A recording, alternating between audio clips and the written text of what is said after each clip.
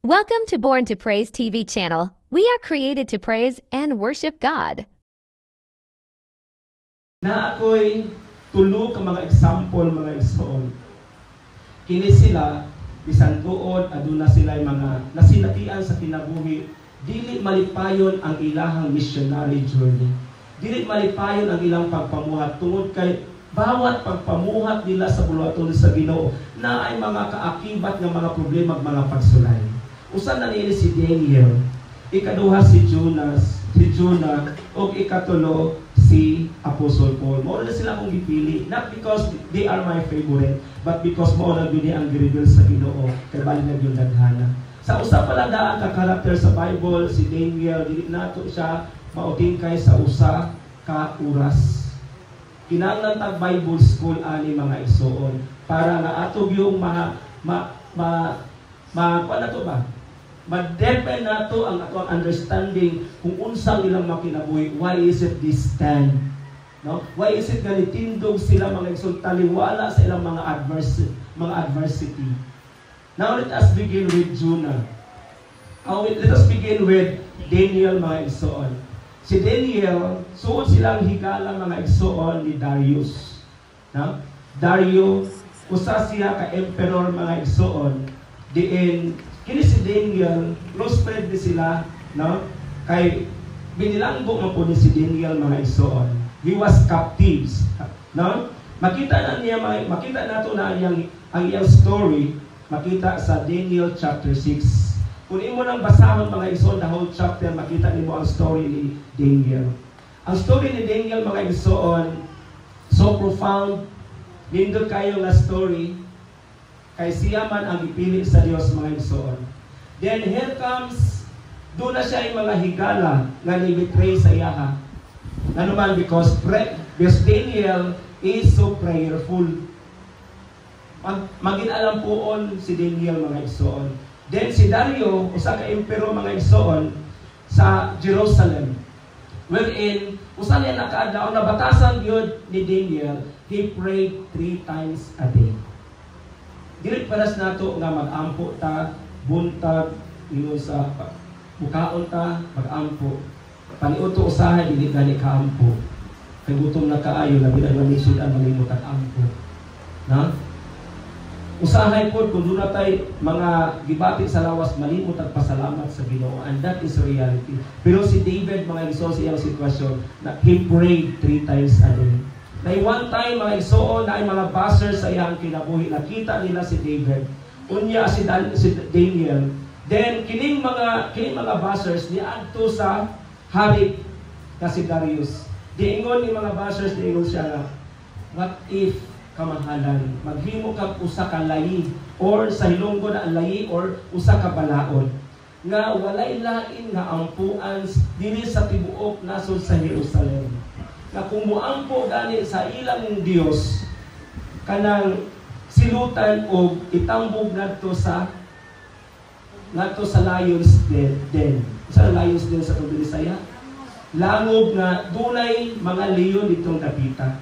Dayon para nga ma-confirm yun na kung yun imong balaod, imuhang signan sa imuhang ring. Kaya ano mag sa mga emperor, ang pinaka-legit, ang pinaka-concrete gayod nga dili na mabakwi sa tao once ang hari musign sa ilang ring.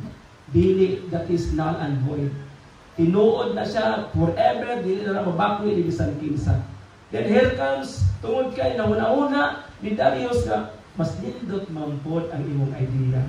So here comes, nagsulat sila o kasabutan, designan sa hari, nagpakanaon na, the following day, gipakanaon dayon, o katong balaod, effective na gayon ato higayuna.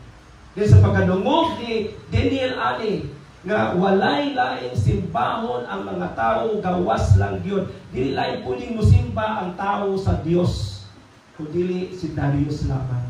Apan unsay gibuhat ni David ani Daniel, he bowed down and prayed. Nag-atubang pagyud siya sa temple sa Jerusalem. Nag-ampo, nahadlok ba si Daniel sa balaod nga gipakanaog sa hari?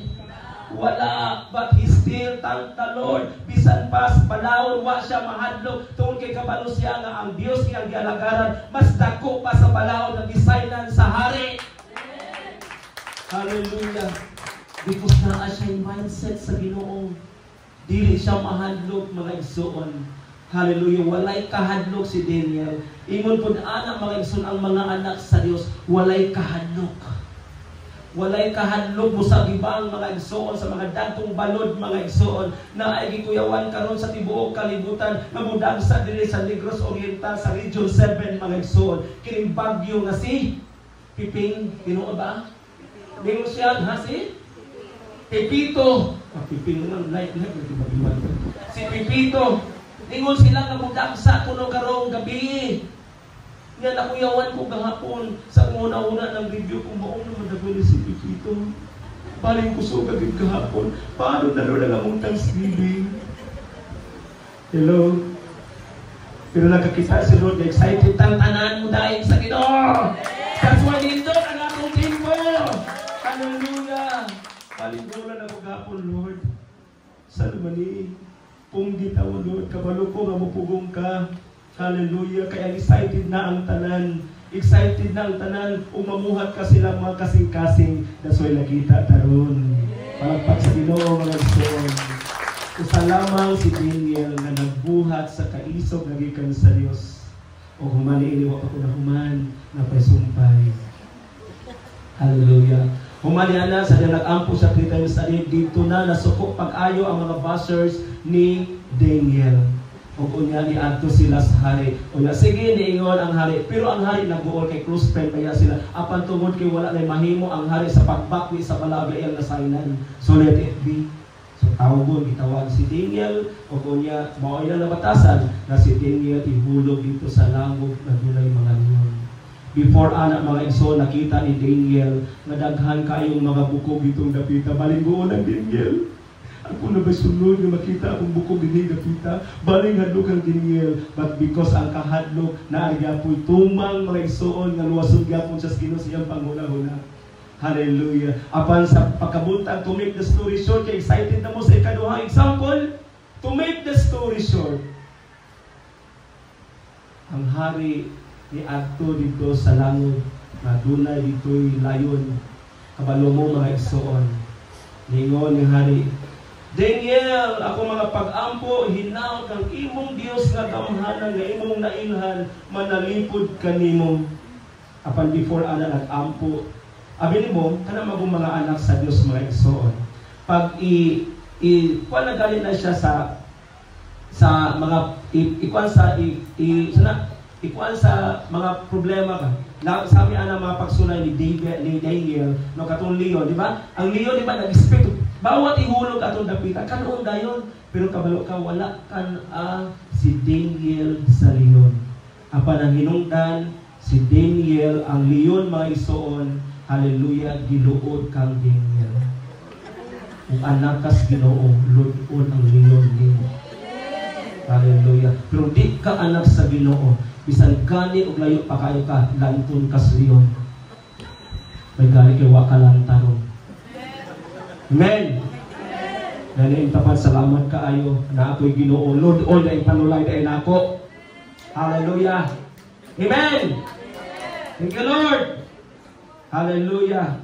Lord, giluod ang leon ni David, ni Daniel mga igsoon. Giluod yun siya. Wa siya. Hallelujah. Wala siya kung saa sa leon. Daghan ang mga bukog itong dapita na nagpasad tungod kay matag makasala ang tao dito ilunod kanon dayon sa leon. Tambo kayong leon. Ha? Pero sa diyang gihulog si Daniel, wala siya kana sa leon mga igsoon. Tungod kay dili lang tungod kay una sa tanan, pero nini kayo na after all mga igsoon nga wala unsaa si Daniel sa mga leon. Si Darius mga igsoon ni atong ligayuna nagsugod na siya og dayeg sa Ginoo. Kay ang Espiritu sa Dios naa kang Daniel, naa di ay Dios si Daniel sa iyang kinabuhi. Mao di ay ang tanan nga naay Dios kugihan mo ampo. Naay mga Dios, adunay Dios imong kinabuhi, kugihan ka magpasalamat sa Ginoo. bisag unsay mudangat sa imong kinabuhi. Atong pakpakan si Lord mga igsoon. Hallelujah. Daniel chapter 6 verse 10. Ngayon dire, sa pagkasayo ni Daniel, nagipirmahan na sa hari ang maong balaod, gipauli siya sa iyang balay, o gipangablihan niya ang mga bintana nga nakatubang sa Jerusalem. Walang gisulti. O niya, miluhod siya sa makatulo sa usa ka adlaw ug nagampo ug nagpasalamat sa iyang Dios sumala sa iyang nabatasan. Sa verse 27, muluwas gayud siya ug nagbuhat og mga kahibulungang butang dinhi sa yuta ug sa langit. Siya ang nagluwas kang Daniel gikan sa kapintas sa mga leon. Hallelujah. Mauni ang gahom sa Dios ngayang buhaton sa tanang mga anak sa Dios. Usa lamang si Daniel nagibuhat sa Ginoo, nagipakita sa Dios ang iyang gahom. Ug nagtuo ka, ug nagtuo ang tanan na ang Dios siya kaniadto karon ug sa umaabot. Then mo usab ni ang buhaton sa Dios sa imong kinabuhi. Lahi-lahi man tag mga sitwasyon mga igsoon. Dili man leon mga igsoon nga literal ang pwedeng mo tukob sa imong mga kinabuhi. Pwede kang tukbon mga igsoon sa imong mga problema. Pwede kang tukbon sa mga balatian. Pwede kang tukbon mga igsoon sa mga pagsulay. Mga igsoon, that's one thing. Pero usa lang yun ang atong hinumduman. Kung ang Dios nagprotekta kang Daniel, He is also the God that will protect you in this present generation. Hallelujah! God is good! And all the time, muli ang kagamhanan sa tumbuhin nga Diyos mga igsoon. Then let us proceed to the second one. Hallelujah. Jonah gave thanks in the belly of a fish. Nagpasalamat si Jonah mga igsoon, bisan anaa siya sulod sa taguangkan, sulod sa tiyan sa isda. Hallelujah. Then, let's start. Unsa man ang kasinatian usab ni Jonah mga igsoon, nga taliwala sa iyang kasinatian, but still he knows that God will give him deliverance. I-deliver gapon siya sa Ginoo mga igsoon, bisag atua siya sulod sa tiyan sa isda. But before that, nganong nahitabo man kini sa kinabuhi ni Jonah? Nganong nahiagom siya dito sa sulod sa isda? Ya pila ka adlaw ditong dapita? 3 days and 3 nights. Tulo ka adlaw. Nasama si Jesus Christ. No? 3 days usab. No? Gilubong siya, and after 3 days, nabanhaw siya. Umisaka sa langit. Biblical gid kaayo. Doon na kani siya biblical emphasis mga igsoon. Nganong tulo man ka adlaw, nganong dili man 5, nganong dili man 2, nganong dili man 1. Could you imagine mga igsoon, bisan gani 24 hours ka sulod sa tiyan, kung pwede kang mamatay, pwede kang linison mga igsoon, kay ikaw mo usa ka pagkaon sa isla na nasulod sa lawa. Diba? Thanks for watching. Please don't forget to subscribe our channel.